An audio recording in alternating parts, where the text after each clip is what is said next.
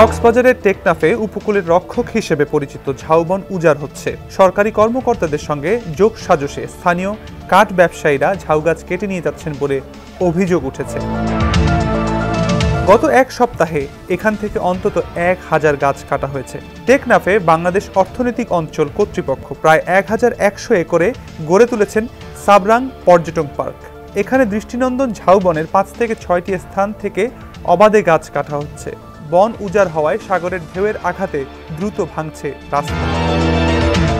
খামেরা তো দাগ হয় কিভাবে? এই যে ভাবি, দাগও যাবে রাগও যাবে, নিন চাকা সুপার হোয়াইট।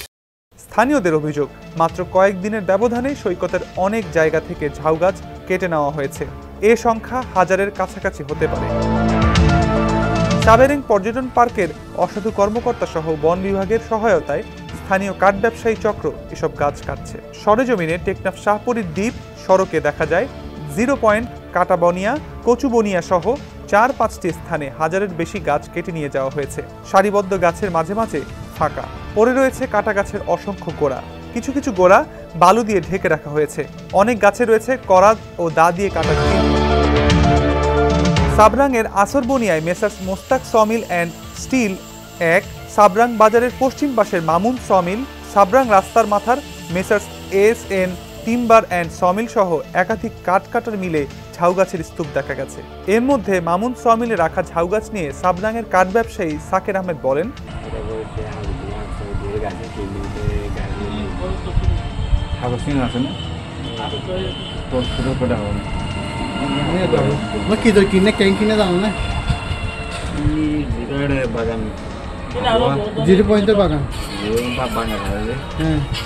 তবে সাবরাং পার্কের দায়িত্বে থাকা বেজার ষাটলিপিকার cum computer operator Shahin Sarwar Sohag দাবি করেন, সাগরের ঢেউয়ে পড়ে যাওয়া ঝাউগাছ বিক্রির বিষয়ে স্থানীয় ওই কাঠ ব্যবসায়ীর সঙ্গে প্রাথমিক আলোচনা হয়েছিল।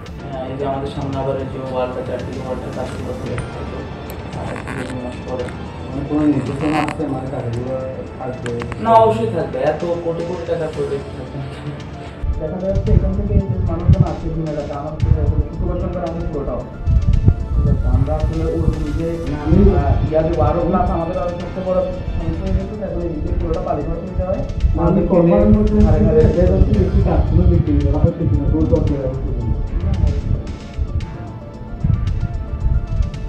টেকনাফ থেকে আব্দুর রহমানের পাঠানো তথ্যচিত্রে সমকাল দেশ।